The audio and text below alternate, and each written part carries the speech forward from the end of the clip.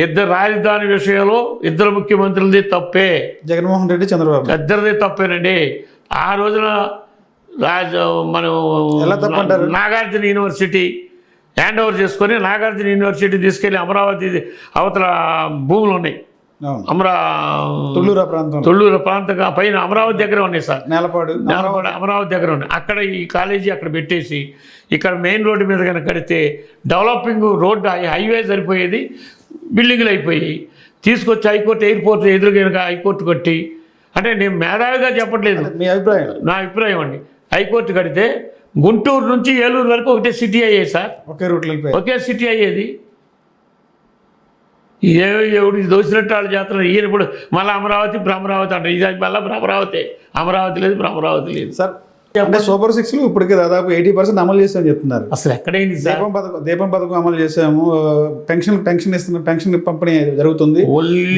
DSC సంతకం పెట్టేసాము, DSC కూడా రన్నింగ్లో ఉంది. కొంత విద్యార్థుల కోరిక మేరకు కొంత పోస్ట్ పోన్ చేసామని చెప్తారు. ఎవరి కోరికలు లేవు సార్.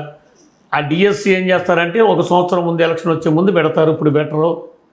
ఆ భారం వచ్చే ప్రభుత్వం మీద పడాలని ఎవరికల్లా డ్రామా సార్ ఇదంతా ప్రజలు. అంతే. దీపం పథకంలో బడ్జెట్లో కేటాయించాల. హోంమంత్రి గారు ఏమందంటే డిబేట్లో మేము దీపం పథకం 3 ఇస్తామా 2 ఇస్తాం, ఒకే నెలలో 3 ఇస్తాం అన్నారు. ఒక నెలలో 3 అక్కర్లా, 3 నెలలకు ఒక్కొక్కటి, ఈ సంవత్సరాలు సరిపోయి 3 ఇవ్వమని 3 దీపాలకు సరిపోయే గ్యాస్ బండ సరిపోయే అమౌంట్ కేటాయించాలి కదా సార్. లేదు, కేటాయించలేదు. ఒక బండ కొంతమందికి ఇచ్చారు, అది అందరికి ఇవ్వాల, అందరికి రావట్లేదు, అందరికీ ఎవరికి ఇవ్వలేదు సార్. ఏదో అక్కడ ఊరికి 1-2 మందికి డబ్బులు పడ్డాయి అంటున్నారు. మా ఊళ్ళో ఉన్నారు, ఇవాళ మా డబ్బులు పడ్డాయని ఇంతవరకు ఒక్కళ్ళు రాలేదు. మీ గ్రామంలో ఎవరికి రాలేదు. తర్వాత గృహ నిర్మాణాలు అన్నారు, ఇంతవరకు ఎక్కడ గృహ నిర్మాణం అనేది లేదు. ఆ బడ్జెట్లో కూడా గృహ నిర్మాణం కేటాయింపులు లేవు. ఇక్కడ కేటాయింపు లేకపోతే సెంట్రల్ గవర్నమెంట్ నుంచి వచ్చే నిధులు కూడా మరి ఆ గృహాలకు వచ్చే నిధులు ఏమవుతున్నాయో తెలియట్లేదు. ప్రభుత్వం మేము చేస్తున్నాం అన్నారు, కానీ వీళ్ళంటూ ఏంటంటే జగన్మోహన్ రెడ్డి చేసిన అప్పుకే మేము సరిపోతుందంటే, జగన్ అప్పులు గొప్పలు చేశాడు, అప్పులు వడ్డీలు కడితే సరిపోతుంది అని చెబుతున్నారు. కానీ జగన్మోహన్ రెడ్డి గారికి అప్పు చెప్పేటప్పుడు మీరు 3 లక్షల కోట్లు చేశారుగా, ఈయన 3 లక్షలు చేశాడు. మరి మీ 3 లక్షలకి ఆయన వడ్డీ కట్టాడుగా 5 ఏళ్ళు. అట్లా ఇప్పుడు దాని గురించి మీరు వచ్చి 6 నెలలు అయింది, 1,00,000 కోట్లు అప్పు చేశారు అప్పుడే వీళ్ళు. 6 నెలల్లో 1,00,000 కోట్లు అప్పు చేశారు. మరి ఏంటంటే 6 నెలల 1,00,000 అంటే మరి ఈ లెక్కన 5 సంవత్సరాలకు ఎన్ని లక్షలు అవ్వాలండి? అంటే మీ అధికారంకి వస్తే సంపద సృష్టిస్తామని చెప్పి చంద్రబాబు గారు చెప్పారు. ఆ ప్రక్రియ ఏం జరగలేదు అంటారా? ఏమి దావోస్ వెళ్ళారు సార్, దావోస్ పర్యటనలో అప్ అండ్ డౌన్ ఛార్జీలు కూడా గిట్టుబాటు కాలేదు. అదేంటి, ఒక పక్కన సీఎం గారు ఈరోజు ప్రెస్ మీట్ కూడా ఉంది, పెట్టుబడులు కంపెనీలు వస్తున్నాయి, యువతకు ఉపాధి వస్తుందని చెప్తున్నారు. ఏమి రాలేదు సార్. మహారాష్ట్రకి గేమ్ చేంజర్గా మారాడు నారా లోకేష్ అని చెప్తున్నారు ప్రభుత్వంలో పెద్దలంతా. ఏమి లేదు సార్, మహారాష్ట్రలో 15 లక్షల కోట్ల రూపాయలు మేము దావోజులో ఒప్పందాలు జరిగిందని వాళ్ళు చెప్పుకున్నారు. అక్కడే తెలంగాణ వాళ్ళు కూడా 1,00,000 కోట్లు ఏదో ఒప్పందం జరిగిందని అక్కడే చెప్పుకున్నారు. మరి మీరు అక్కడే చెప్పకుండా ఇక్కడ చెప్పేది ఏంటి? అక్కడ దావోజులో ఏ కంపెనీతో మీరు డైఅప్ అయ్యారో చెప్పొచ్చు కదా సార్. ఇదేం లేదంటే మళ్ళీ ఒక చెప్పిందే 3. అక్కడైతే నిజం కదండి, నాచి మీడియాలో అబద్ధం చెప్పవు కదా. ఇక్కడైతే వాళ్ళ మీడియా ఉంటుంది కదా, ఆ మీడియాతో డబ్బా కొట్టించుకుంటారు 3 మీడియాలతో. అంటే వాస్తవాలు తెలియకుండా ఉండదు కదా, ఎప్పటికైనా వాస్తవాలు తెలిసేపటికల్లా కాలయాపన అయిపోతుంది కదా సార్. ఇప్పుడు సూపర్ 6 అన్నారు, మీరు అన్నాడు దీపం ఇచ్చారన్నారు. దీపం ఇవ్వలేదు సార్, ఓన్లీ ఆయన మాత్రం పెన్షన్ మాత్రం చక్కగా అమలు చేస్తున్నారు. అదొక పథకం. 4,000 రూపాయలు పెన్షన్.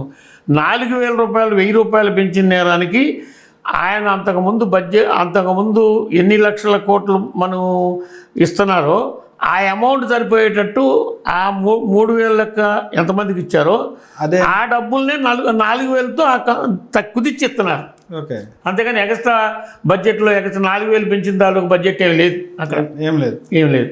లోగడ ఆయన ఒకసారి 99 2004 కంటే ముందు 75,000 రూపాయలు ఇస్తే ఎవరైతే చనిపోతారో ఈ ఊళ్ళో 10 పెన్షన్లు ఉన్నాయి.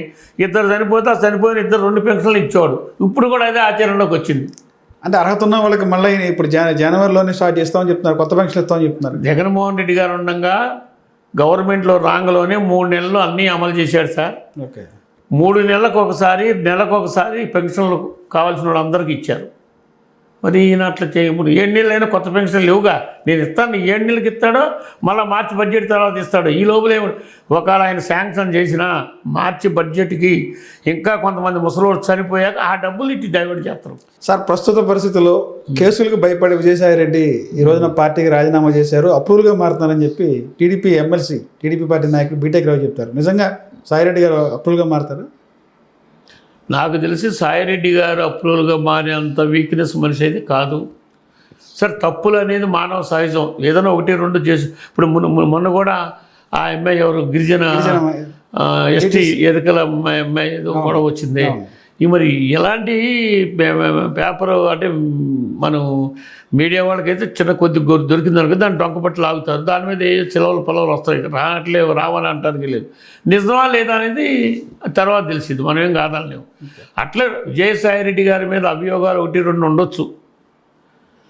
విజయసాయిరెడ్డి గారు బంధువు తారకరత్న భార్య, ఓకే ఏంటి ఆ బంధుత్వం ప్రకారం చంద్రబాబు నాయుడు గారు ప్లే చేసి వెనక నుంచి ఏమన్నా జగన్మోహన్ రెడ్డి దెబ్బతిద్దామని తీసుకుపోయినాం.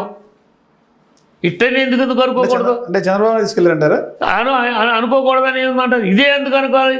ఓకే ఇప్పుడు అనేది ఏంది ఇదేంది మనం ఎందుకు అనుకోవాలి? అది ఆ కోణంలో కూడా మనం ఆలోచించచ్చు కదా. ఒకవేళ సాయిరెడ్డి ఇలా జరిగితే కనుక జగన్మోహన్ రెడ్డి డిస్క్వాలిఫై అవుతారు, పులివెందుల్లో ఉప ఎన్నికలు ఖాయం అనేది బీటెక్ రవి చెప్తారు. నిజంగా పులివెందుల్లో బై ఎలక్షన్లు వస్తాయి? పులివెందుల్లో బై ఎలక్షన్ రావు సార్. ఒకవేళ వచ్చినా కావాలని ఆయన సస్పెండ్ చేసి నుంచోడానికి అర్హత లేకపోయినా ఏంటి భారతమ్మ గారిని నుంచోబెట్టి మళ్ళీ 1,00,000 ఓట్ల మెజార్టీతో గెలిపించుకోగల దమ్ము ధైర్యం అన్నీ ఉన్నాయి పులివెందుల్లో. ఒకవేళ కుట్ర చేయొచ్చు, మనం చేయడానికి ఏముందండి, ప్రభుత్వం అంతా మా చేతిలో ఉన్నాడు, ఏదైనా జరగకూడదు ఏదైనా జరగవచ్చు, చూస్తున్నాం కదా సార్. అందువల్ల దానికి అసలు రాదు. ఒకవేళ వచ్చినా కూడా కోర్టులో వేస్తారు సార్. ఈ 5 ఏళ్ళు అయిపోద్ది, కోర్టులో నాకు అన్యాయం జరిగిందని గెలిచినోడు ఒన్నోడు వేసుకుంటేనే 6-7 సంవత్సరాలు పడుతుంది కదా సార్. ఓకే ఇదెందుకు జరగదు? రెడ్డి జగన్మోహన్ రెడ్డి త్వరలో జైలుకి వెళ్తారన్నారు. జగన్మోహన్ రెడ్డి జైలుకి వెళ్తే పార్టీ బాధ్యత నాయకత్వాన్ని భారతిరెడ్డి గారు లీడ్ చేయగలరా? నిజంగా జగన్ జైలుకి వెళ్తారా? జగన్మోహన్ రెడ్డి గారు జైలుకి వెళ్తారని నేనని అనుకోవట్లేదు. అంటే నాకు అంత అవగాహన లేదు. నేను ఉండవేళ ప్రభుత్వం పదే చెప్తుంది. ఉండవేళ అరుణ్ కుమార్ గారు మీకు మంచి నాయకుడు, మా కాంగ్రెస్ పార్టీలో అడ్వకేటు. ఆయన ఇంటర్వ్యూలు ఎప్పుడు నేను తప్పకుండా చూస్తుంటా.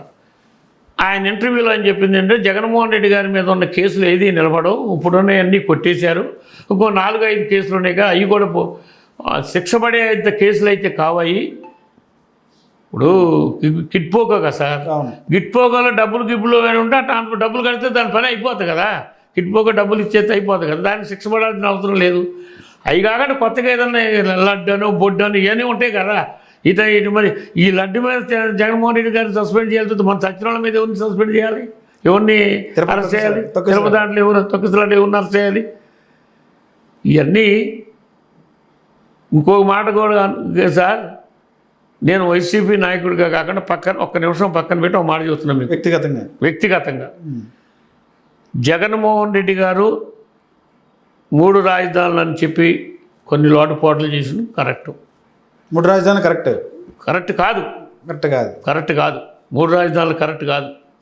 నువ్వు పెట్టుకుని రాజధాని అనేది నడిబొడ్డు, ఇది విజయవాడే నడిబొడ్డు. ఇటు అనంతపూర్ నుంచి వచ్చాడు, అటు వైజాగ్ నుంచి వచ్చాడు.